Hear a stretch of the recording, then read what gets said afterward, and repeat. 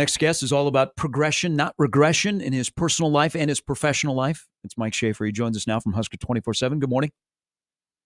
Boys, aren't you happy you didn't go to a fruit farm last Saturday and you instead watched college football? Even though Nebraska didn't come away with a win, you were at least able to watch a strong performance. That's right. What was the name of the fruit farm? It was like Franny's Fruit Farm. Yeah.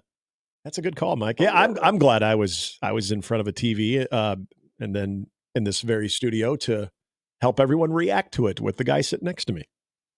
Besides, I mean, as Nick can attest this weekend, you never know what you're going to see in a football game. Yeah. I want to go back. Yes. Thanks, man. I want to go back. That was a little cheap. You're welcome. Yeah, that really was. That was Viking on Bears. Face mask, Hail Mary, or a team that's 7-0. Never know what you're going to see. Mm-hmm. I want to go back to a text you sent me. This was probably about an hour into the game on Saturday. He said, I'm going to go effing bananas this week in every radio interview.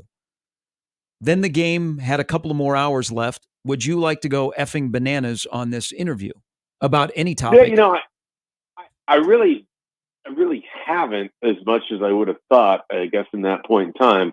I guarantee that was after yet another failed screen pass by Nebraska, which would have indicated it was early into the game, not even the two that ended any real chance on the final drive. But there's a lot of different things that you could go bananas about in terms of Nebraska's game on Saturday. And we'll start with the screen passes. I've said this on a couple of shows. I put it on our message board.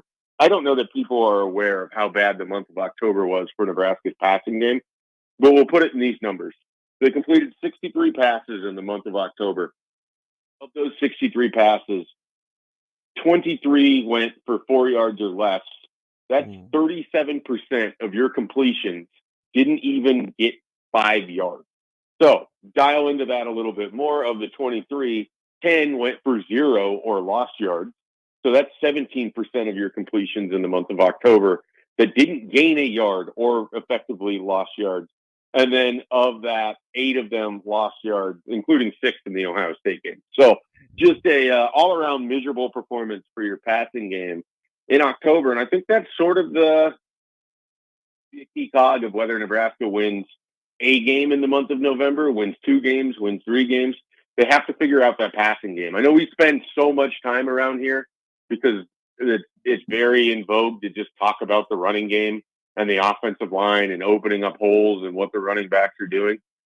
The reason October was a struggle for Nebraska had as much to do with their inability to throw the ball downfield because their wide receivers couldn't beat man coverage, or their quarterback is kind of going through it right now, or their offensive coordinator just doesn't have a great understanding of how to call this offense with this personnel, or he can't because the personnel can't run it. But the passing game is my biggest concern as soon as we decide that we're no longer really talking about everything else in the special teams. So, I look at November, and if Nebraska is going to have a November to remember, the passing game has to be a lot better. Schaef, what did you say, Gary? Embrace the slant? Yes. Is that what it was? Embrace the slant. Both Matt Rule and Marcus Satterfield, I think, gave a good explanation of why the screen game was so prevalent with the Ohio State front and what they do from a pressure standpoint. But I think old Gary's onto something too. Just the change of pace from the perimeter to something that you're sneaking a receiver inside, especially occupying some space that might be there because of a blitz or where pressure's coming from. You've watched enough of this now. You've watched guys miss blocks. You've watched how the horizontal passing game has been pretty lousy. Is it something of just showing a defense something? It's basically. Am I oversimplifying this? That if we saw a slant here and there, if we were maybe that all of a sudden makes the horizontal passing game a little bit more effective because they're not able to crash that area so much. Yeah, just little things like this. It basically is if you continue to go to that horizontal passing game and it's not working because a variety of reasons, missed blocks and what have you, at some point, isn't it time to just get away from it? Yeah, I mean, I think so, but it's also here's my problem with their explanation as to why they were calling so many screens, and it was something along the lines of you go try to block Ohio State and look at the pressure that they're bringing. Okay, fine. What history of this season has shown that the antidote to that pressure is getting the ball on screen passes in a horizontal passing game that hasn't worked? Additionally, and this is my biggest problem with the two screens at the very end of the game, you're effectively saying, okay, my running back is a better athlete than Cody Simon, the linebacker, who's likely going to cover him in man coverage. So you're either banking on Cody Simon blitzing, which he didn't, or you're banking on Emmett Johnson being better in that situation than Cody Simon, who I think runs him down from behind 10 out of 10 times, even if you get the ball out exactly as you want. Yep. It's not like anyone was positioned to pick off Cody Simon. He was effectively covering the running back. As soon as Emmett Johnson moved on both of those plays, he's moving. So you didn't do anything to remove him out of that equation. And your running back isn't fast enough that he's just going to take off from that guy. Yeah. So it's just it's very weird explanation. So then you think, all right, if we're already going to try to play the counter to the blitz that we think is happening, isn't then the next solution a 3D chess here, because we're focused on what they're doing instead of focusing on what we can do, which I think is a mistake anyways? Wouldn't you then want to set it up so you have the running back flaring out on the screen, but then you're also bringing an option over the middle that's going right into the space that Cody Simon is vacating? Like, are we not at the point where Nebraska can play, 202 football? Like, do they still have to play 101? I just, the explanation of it just leaves me sort of like, okay, are they not capable of, if you think they're going to do this and the athletes they have, shouldn't you also be giving Dylan Raiola another option? Because part of what kills me on these screenplays is you have one option and he has to throw it whether it's there or not. And it hasn't been there for multiple weeks. It hasn't been there most of the season. So aren't you effectively limiting your own offensive upside by taking the ball and basically saying, do this, even though we can't block it? We can barely run the routes on it. And we really don't have that good of an athlete we're throwing the ball to. This is your answer on a must-score drive against Ohio State. That's good. Like, Great point. You deconstruct it, and it sucks. I'll be honest. It sucks. So some of it's him. Yeah, that's good. Now that was like in the category of close to effing bananas. Some of it's him, some of it's not. Some of it's freshman learning. People have film. They're showing him things. I also think with Dylan, some of it is he's trying to be something that he thinks he can be, but has to dial it back to be something that is right now in the college game. A lot of different factors. But do you think over the last 4 games, Nebraska on that side of the ball, it is all predicated on sliding up the EKG up or down depending on how he plays? Can Nebraska win a football game, Schaef, in the last 4 where maybe Dylan is not Dylan? They're going to win a football game when Dylan goes, man, that reminded me who he is. But if he struggles Saturday or next in 2 Saturdays or on a Friday night in Iowa City, can Nebraska win a football game where Dylan is not the best player on the field offensively? The reason I'm going to say yes here is Nebraska was in position to win football games last November with quarterbacks that weren't as good as Dylan, that put up shaky performances or worse than what I would expect from them. I mean, they almost won on Black Friday last year. I know it was at home, but I don't look at Wisconsin and Iowa and think that you have to have shadow game performance Dylan Raiola, or even Illinois performance Dylan Raiola. And I know Nebraska didn't win that game, but I think Nebraska's defense, this is a team that they said that they were going to be, which part of my frustration with this staff right now is Matt Rule talks about what they want to be, and they haven't been any version of that team for 2 years. So that in itself is hard. Fair. And some of that is enough questions. He's going to say enough words that you can sort of counteract it with what their actions are. Okay, whatever. But if you're going to play through your defense, if he minimizes his mistakes, and I thought he played well against Ohio State at times, and he didn't really ever put the ball in harm's way, but he also could not hit the key throws to Jamal Banks They're fortunate they scored anyways on the drive where he missed a wide open Ja'Cory Barney in the corner of the end zone.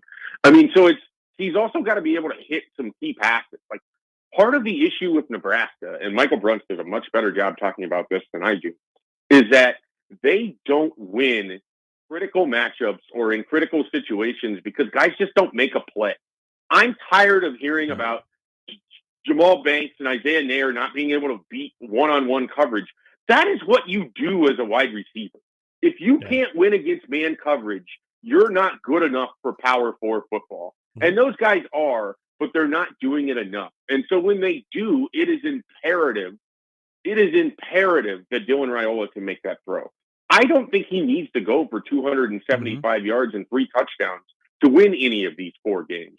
But can he get you to 215, a touchdown, no interceptions, run a crisp offense, the running game kind of fills in a little bit? Yeah, I think that's all possible. It's all predicated on the defense doing enough. But that's the sort of team that they thought they were going to be all year. That's how they played at times. They just have been really up and down. They can't seem to marry the offense with the running game and the passing game. Never seems to work together. And then, of course, we've seen for multiple years now, when the defense plays a great game, the offense is nowhere to be found. When the offense is rolling against Illinois, the defense can't get stopped. At some point, complementary football has to come together. And to me, that's more critical than if Dylan Raiola is Superman. I don't think he has to be. Can he be an effective game manager and Nebraska can go 4-0 in the month of November? Absolutely. Tomorrow, if you have any concerns about the matchup, Nebraska themselves, wherever it might be, what would be your chief concern for tomorrow? Well, I don't, and this isn't to pick on Jeremiah Charles because he played this year, but I don't love the fact that your secondary is as banged up as it is, and you're facing a team whose last game they threw for 381 yards against Rutgers on the road. I mean, they're going to come out and throw on Saturday, and Nebraska's secondary is going to have to be prepared to make plays. They're going to have to get stops. They can't have the bus. Isaac Gifford and Deshaun Singleton need to play clean football on the back end. They certainly can't fall for play action against a team that can barely run a football. So they've got to play cleaner. I mean, and they played a pretty good game against Ohio State. Jeremiah Smith is going to get hit. He lost on 2 bus plays for touchdowns and then a 3rd bus play on that final drive. And otherwise, for the most part, secondary was there. Some of that is because the defensive line was so good. Now, it all has to work in conjunction. If Nebraska can get after Ethan Garbers, if they can make havoc early in that game, I think it's going to make life a lot easier for their secondary, and I think they're going to be able to settle in. And Nebraska very much is a vibes team. If they start off well on defense on Saturday, it will play throughout the game. If they start off on their heels, that's where Nebraska seems to have trouble this year. Hey, 2 months ago, you and I were talking, and I think we said, man, what would Nebraska be like if they could get something out of their punt return game? The first 2 weeks, we were like, whoa. But, man, it has disappeared. What's happened in that area? I'm going to use this opportunity to just say this. This is the worst special teams operation we've ever seen. We all made the 450K jokes about Bruce Reed. We all talked about how bad it was with Scott Frost and how they needed to find someone. This is the bottom of the barrel, worst special teams performance. I mean, we're talking about you can't return punts. They can't even catch kickoffs. They can't get the ball up to 25, even though all you have to do is do literally nothing or wave your hand in the air. They can't do that. They have just now started to make field goals, which could really help them in the month of November. But then they're also operating with a team that's 132nd in the country in net punting. They're averaging 30.23 yards or something like that on punts in factoring in returns. This is terrible. It is unacceptable. I don't even know how to begin to explain how pathetic it is for a team with this level of resources, with a special teams coordinator, with athletes all over the field, and you can't cover punts, you can't return punts, you can't set anything up in your return game. You lose field position every single week, and you play in the conference that seems to be the best in the world at special. UCLA, another great special teams team. Nebraska cannot give away yardage like that on Saturday. Invariably, it will, because it is an atrocious special teams operation. And Ed Foley is 1,000% under the microscope for it. And Matt Rule is too, because he told us earlier in the year he has the guy to get it fixed. They've gotten worse in every area except for John Hole booting through 3 field goals on Saturday, which was a breath of fresh air. But you still have to sit there on a punt and wonder, A, is the snap going to get there? B, is Brian Buschini going to have enough time to get the punt off? C, are the gunners going to be able to get down the field? D, is Buschini going to kick it far enough without shaking it out of bounds? That is horrible. Like, I understand this might sound like hyperbole. Just go look at the numbers. This is an atrocious special teams operation, and it's embarrassing. It really is embarrassing. You've reached the you hit the F and bananas. Good job. Yeah, if people are reading our facial expressions in the stream, it's not. We're not disagreeing with you, Mike. It's just tired of it. You're tired of it as a media member. I can't imagine how fans feel about it. But a lot of it is self-inflicted damage. It's self-sabotage. We talk about Nebraska as if there's this grand conspiracy from the Big Ten, and they don't get help from officiating. But Nebraska doesn't get help from itself. Stop beating yourself in the third phase of football. Stop beating yourself with offensive play call. Stop putting yourself in poor position. Go win football games. Like, nobody wants to hear the excuses anymore. Nobody wants to hear about, they blitzed. Okay, everybody blitzed. Figure it out. You're paid a lot of money to do this. I don't care about the money aspect. You have the best resources in the country to go and do it. This is a veteran coaching staff too.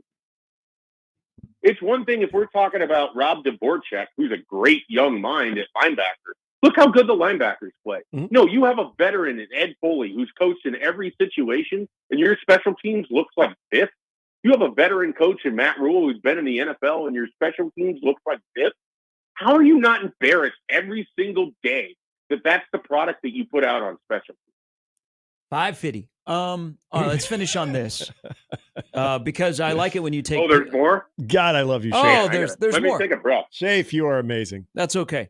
Let's talk about guys that haven't been paid yet. They're going to be here this weekend because I like it when you take pictures of teenagers and write about them, and people get excited because Nebraska for this game, because it is at 2:30. By the way, you're welcome. They put together a very intriguing list. Now, I think we're all on flip watch with Chase Lofton from Millard South, who also, by the way, can punt. But there are a couple of other guys that Nebraska has gotten here. How would you sum up what Nebraska's put together for UCLA weekend?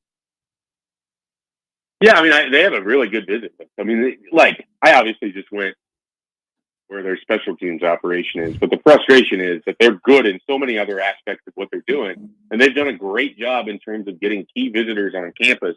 I've got an article going up here on 247 Sports highlighting some of the top guys in 2026, and I won't go over all of them that they're going to have on campus this weekend, but they're getting some critical guys. Titan Davis, defensive lineman from DeSmet, suburb of St. Louis, coming over. He was last out here for the spring game. He's been out here several times. Nebraska's done a really nice job recruiting him.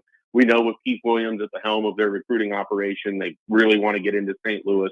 We know St. Louis and Missouri in general, big critical area for Matt Rule and the staff. They're emphasizing it in a way that hasn't been done really since John Garrison was on Nebraska's staff for Bo Pelini. So I think, you look at a guy like Titan Davis, that's a huge visit. You've got kids coming from Mississippi, California, Texas, Florida, and then you have all your regional where you have, you're represented by Iowa, Illinois, Minnesota, Wisconsin, Kansas. I think there's a kid coming over from Colorado as well, coming down from South Dakota. So you've got all of these different recruits. You've got out of region, you got in region. You have some really interesting players. They got a kid coming from California who's one of the top running backs in the country. We talk about all of their running back issues they've had really since Amir Abdullah left. They've never been able to find a guy that they can just plug in and play, and you haven't had to sort of be, well, he can't do this. Well, he can't do that. So you're hoping that a guy like Brian Bonner could potentially be that. I mean, there's a lot of talent that they're able to get in, and that 2:30 kick really helps them out because you're able to get those flights in the morning, get them to campus, get them through the car wash, and then have them there before the game starts. Great stuff. Yeah, it's a very impressive list that they've put together as we are in crunch time to finish up the high school recruiting class and then into portal season. Thank you. Deep breath. Good stuff. I appreciate it as always. All right, guys. Have a good one. All right. That's Mike Schaefer. Amazing. Husker247.